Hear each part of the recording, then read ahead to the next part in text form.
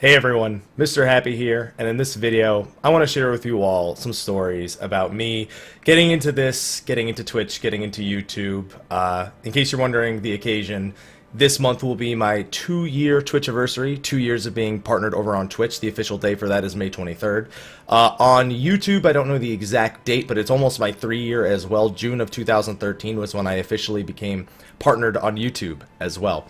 So I wanted to just take some time to talk about getting here, what it was to me, what it meant, and what it was kind of like before that, and what it's been like since making that transition in my life. Before I did all of this, I was someone who was always fascinated with the idea of YouTube and being a broadcaster. I remember watching some of the original League of Legends broadcasters over on owned.tv, and then eventually transitioning over to Twitch and seeing what they had and seeing what they did and seeing how they influenced people in their chat and how they just it felt to me like they had it. Like they had everything that I wanted. I wanted that more than anything.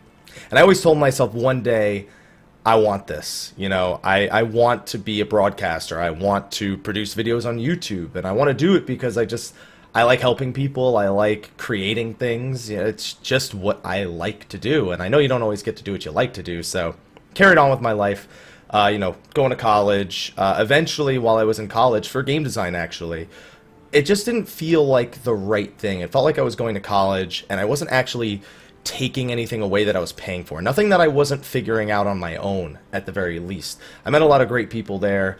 I had a lot of great professors, and I have a lot of great memories of college. But even in game design, just something didn't feel right. It felt like I was just following the trend that everyone else was. You go to high school, you go to college, and you get a nice job. And ever since I was young, my cousin and I, we always talked about owning our own businesses and running our own businesses and not falling into the same business that our families did, which was the restaurant business, or being a waiter or a server or owning a restaurant or something. Everyone was like that in the family. And it wasn't that we didn't like it, it was that we just didn't want that to be our lives, my cousin and I. So in 2012, I got a job in New York City as an intern for a company. They got bought out by Vodafone in March of 2013. And as a result, I was let go. They let go of about 2/3 of the staff when Vodafone bought out the company.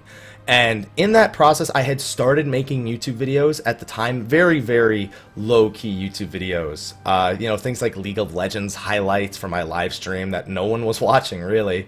And some clips of me and my friend Nico playing Sims, and those are still on my YouTube channel. And before that, I remember I had uploaded really ghetto recorded Kingdom Hearts 2 Final Mix videos where I would put a camera up to the screen and angle it, and then I would just fight it, and it looked awful, and I got rid of those videos a long time ago. But that's where it began. I loved doing that, and the only class I took in high school for 4 years was video design. It was the only class that really said to me, hey, this is fun, this is great, I want to do more of this.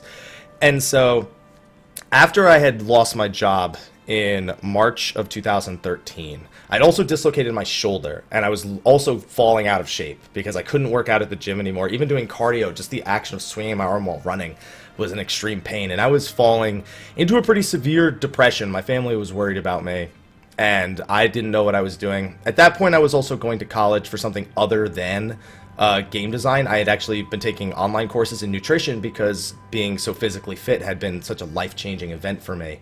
I loved it, and I still retain some of that knowledge. It was actually a very interesting year of courses. But while I was there, again, something just didn't feel right. It felt like I was doing something that didn't line up with what I had said I wanted to do my whole life, from when I was 5 years old. I said, I want to play video games and talk about them for a living, or I want to make video games for a living. Those are the 3 things I told myself since I was 5 years old. And so in around the time March and April, I started becoming more involved with Gaming for Good. And that's Athene Live. You guys know the best paladin in the world, that guy. And he was doing charity every day, and I was pouring money into it too. I was subbing, I was donating to the charity. I've always wanted to be involved in charity, and even when I was in college, I did some charity work, and I always wanted to do more. And eventually, there was an event he held where he let people audition to be part of what was known as the night crew. And that was people who would stream overnight to raise money for charity. And I was one of the people who got accepted. I put on a Kermit the Frog mask, and I was taking my shirt off before Twitch had rules against that. I was rubbing my nipples, and it was extremely embarrassing. But in the last minute of that audition, I took it off, and I just said to all the people that were watching, and I said, listen, I know I'm acting like a fool right now. I just wanted to make you laugh, but in all honesty, it really means a lot to me that I get to be a part of this and that I get to help this out. So if you guys support that, I would love to support it as well. And I ended up streaming overnight, 2 nights in a row, I think, and raised somewhere in the vicinity of $20,000 or something like that, just because it was being matched 8 times by the US aid. It was $5 for a sub. So 1 sub was equal to $40, and I think I had 402 subs in 2 nights. So, you know, it was 16,000 approximately. Plus, I myself personally had done like over 200 subs outside of that. So that was even more to add to that. So after that, Athene, he got me a contract on YouTube. That was June of 2013, and that was with Union for Gamers. And I've been with them ever since. They still treat me great. They still are extremely responsible and extremely responsive to anything that I might have question-wise for them, and I don't usually. And I remember I had known Mel for 3 months at that point. I'd kind of gotten to know her around the time Ragnarok Online 2 came out. And her and I, you know, we had been talking, and, you know, I was telling her about what my dream was, you know, being a broadcaster, being a YouTuber, and she helped me a lot. She stayed up with me on those late nights with the charity. She backed me up. She said, I believe in you, you know. And when I got that YouTube contract and I started making videos, I just started pumping out videos at that point. And I saw, when I was like, you know, this isn't a lot of money, but I want to do this, you know, and if I'm lucky, I'll be able to grow it into something that can eventually be sustainable, something that I enjoy doing, something that's my dream, and something that's, you know, real, you know, and I can call it, I could be proud to call it a profession or a career or something. And so while I'm doing that, you know, she backed me up. She said, if you believe that you can do this, I believe you can do this. And that was the beginning. From that point on, I was making tons of videos, and I screwed up a lot along the way. You know, I started streaming on Twitch, I guess, that July or August, and I was so surprised that like 150 people came out to watch me play like Final Fantasy VI, and then, you know, Final Fantasy 14 came out, and that's when I started making mistakes. From when Final Fantasy 14 actually came out, 2.0, Realm Reborn, I made nothing but dumb mistakes as a personality, as a broadcaster, and from like I want to make this a sustainable living perspective. Like, I was against letting people tip me for quite some time because I didn't feel deserving, and then people eventually convinced me to do that. I was going and posting a bunch of videos on Reddit. I made a thread, literally, hi, I'm Mrhappy, and these are all my videos, and you should watch them, and I make a living off it. I had no idea that that wasn't allowed on Reddit. That's my fault for A, not reading the rules, and B, just being a friggin' idiot. I had only seen the League subreddit, and I saw, oh, people self-promote on this all the time, so I guess if it's, you know, a video for the community, I guess it's okay. And it was not, and I made a fool of myself, and to this day, I still try to avoid ever letting myself become a topic on Reddit, because on top of that, I was just a complete fucking dick. Like, I was an asshole to people, and I couldn't accept criticism. Like, it was so many problems, and I've luckily had the slap in the face of realizing that was wrong, and I've been able to get better at it. Not 100%. I'm not gonna lie and say I'm like, oh, I'm completely changed. Like, I still sometimes have trouble with criticism. It depends on how it's worded now, more so. Back then, it was like, if you criticize me at all, it was like, ugh, I'm all down. Like, fuck you. You're the worst person in the world. Now it's better than that, thankfully. I've grown up quite a bit since those days, but that was embarrassing. And then on top of that, just saying stupid things in public, like things that as a youngin', like, you would probably see in like Twitch chats and shit like that. And again, that was my only influence, my only experience was Twitch chats, League, Reddit, and like, is the worst influence I could have had. And I let it pour out of my mouth, just utterly disgusting. What was coming out of my mouth, the stupid things that I said, and things that I, thank God, don't actually believe anymore. I can't say I didn't believe them back then because I was saying them, but thank God that's gotten better at this point.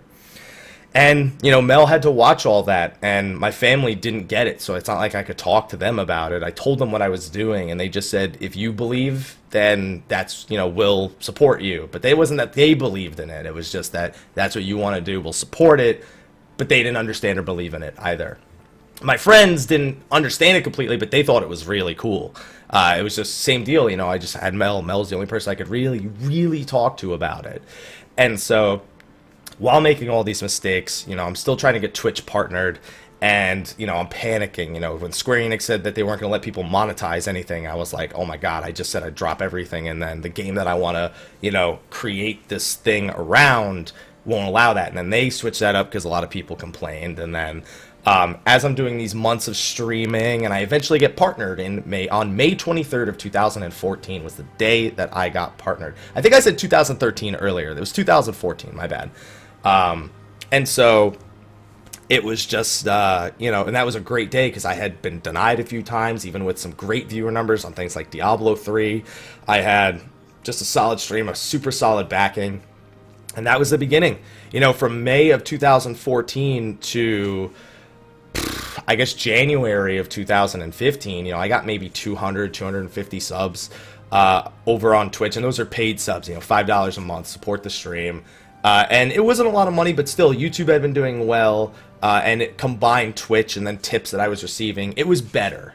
I was getting to the point where it was starting to feel like, okay, this is improving. My life situation is improving. I'm paying off student loans. I'm putting money away for my future. I am doing the right things with what I am earning. I'm making sure none of it goes to waste. And, still along the way, making mistakes. At FanFest was a pretty rough one. There's a lot of things that go around about FanFest, and I kind of gotten away from them. The one about cheating at the Extreme Problem Roulette, I still don't know what happened there, because apparently a teammate had actually stopped the wheel, and I don't recall that happening at all. But I have teammates that'll back that statement up, so it obviously happened. And we were never warned or anything like that we were going to get in trouble. I mean, the guy had said, Moggle, no shirts. And then it was just like, I sat down and they hadn't reset the computer. So I called the guy over and I said, hey, can I reset the computer? And then there was rumors saying that he was actually telling me personally that he was going to kick us out and that I was begging with him and I was nervous. It's like, that's not what happened. And then there's the thing with Frontlines where team treated the other team like shit, and I guess I can't defend that. We were pretty hyped. It was 8v24v24 because there was an issue queuing in, and we went unkilled. We lost horribly, but we went unkilled, and that was exciting. And then we played another match, and we got stomped. You know what I'm saying? So that happened. It was what it was, and I was definitely super hyped that we went unkilled. I didn't mean to offend anyone, so apologies if I did from being super excited about that. And then on top of that, on the very last day, I had a mental breakdown. I had been fighting with Mel, and I was having a rough time of it as well. And then two people, Teddy and Tonberry, I'll never forget them. Those were their Twitch handles. They came up and they asked for a picture, and these were people that had supported me for a long time, and I just broke down in tears in front of them, and I couldn't take a picture with them, and I still to this day owe them. And since then, it's kind of just been I need to get better. I need to be a better person. I need to really respect what it is, how people value my word. I need to respect the work that I put in. I just need to stop acting like such a fucking little brat, in all honesty. And it was tough for me, all the influences, all the things that I thought were okay about me, they weren't. That was the bottom line. And so moving forward, I tried a lot harder, and it still took a little while longer before I came to the full realization of what was wrong with me, and that I was hot-headed. That was a big problem as well. And from that point on, I became more and more humbled by what I had, because I respected it more. I understood it better. And then when I got to 350 subs, 450, 500, when Heaven's Word launched, we had 2,000 people watching.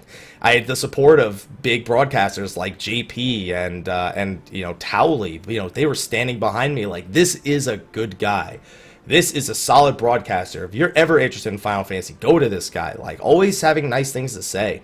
I didn't know that I was going to be friends with so many awesome broadcasters later that year at PAX Prime. I got to meet Rob and his girlfriend.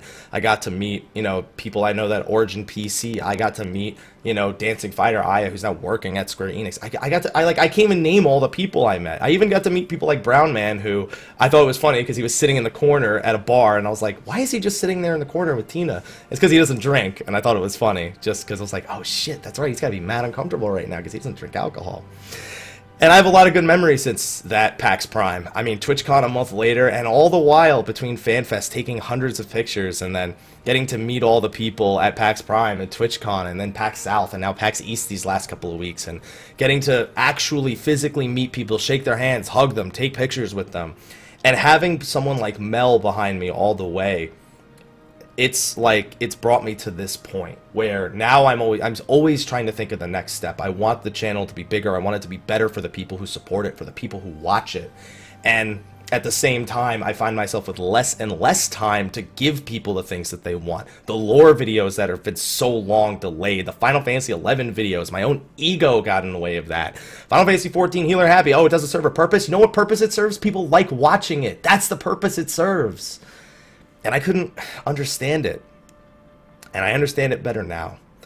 So I've got a lot of goals this year. And a lot of them don't necessarily line up with what a lot of you probably sub to my channel for, in honesty. You probably all sub to me for a lot of, Final Fantasy 14, or maybe I'm entertaining to you, or maybe it's honesty. I don't know. But, I love Final Fantasy 14. It will always be a core of this channel. But I do ask for your support as I go into other things. It can't be the only thing I do forever. I can't pigeonhole myself into just that one game. I love Square Enix products. Of course 15 is going to be on my channel. Of course I'm going to play Final Fantasy 11 Reboot. Of course I'm going to play Final Fantasy 7 Remake. Of course I'm going to make videos on all these things. But I want the freedom of being able to also make other videos, feeling like I have the backing of my channel. And luckily, between Twitch and YouTube, you guys have been very receptive, and you guys have been given good criticisms and good feedback. And it's actually been helping quite a bit in me trying to target what it is I should be doing. And I'm not just taking it blindly. I'm taking some of it, and I'm not taking some of it, because not all of it is something that I feel is widespread. So right now, my goals are to bring a little bit of the old back to the channel, the things that got the channel to where it is, and also with that comfortably bring in things that are new. Continue to upload playthroughs of RPGs or games that I love. Feel free to make news videos about what's going on in the gaming industry, things I love talking about.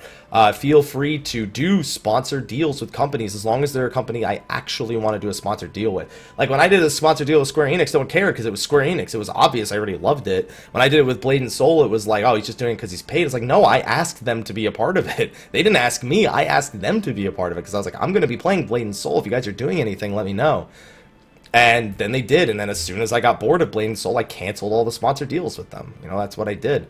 And anything I do, it'll be something I'm genuinely interested in. And I can give you my word that I will give you my word. If you ask me for an honest opinion, you will always get it from me. I know that's hard to believe whenever there's money behind it, but it is what it is, Like, I am a passionate person. I'm a passionate gamer. And I always try to put things in a positive light, even if it's not something I enjoy. I just try to put it in a positive light, because there's always going to be someone who does enjoy it. There's always going to be somebody who doesn't have messed up hair like I do and is looking at it in the recording. That's always funny. Let's see if we can fix that. There we go.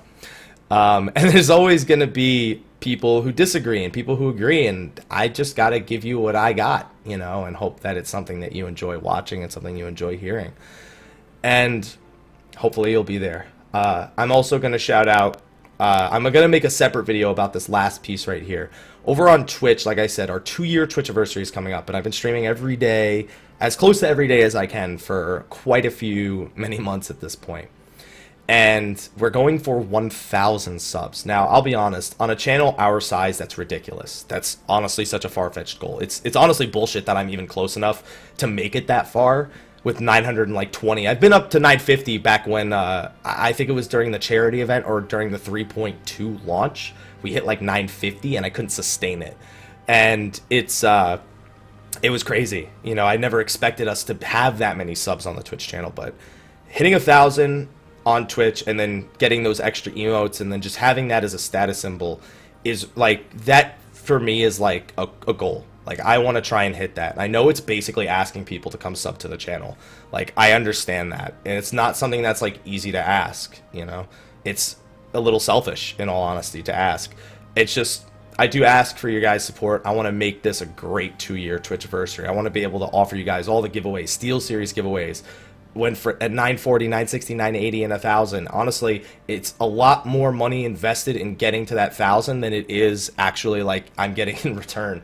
Like, I just want to see those number breakpoints. It matters a lot to me just to see those. And then 100,000 subs on YouTube gets me a YouTube Silver Award, and that's another thing. It's something tangible that I can hold up to my family. I can hold up in the future. I could put it on a wall, and I could say, I did this with my life.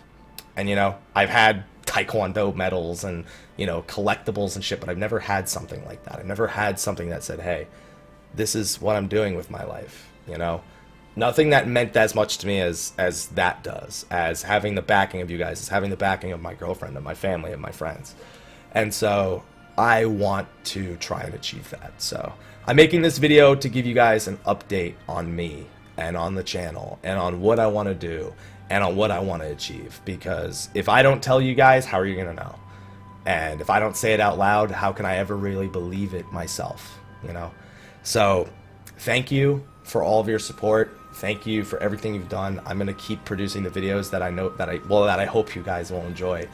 And I'll just do my best for you guys like I always have.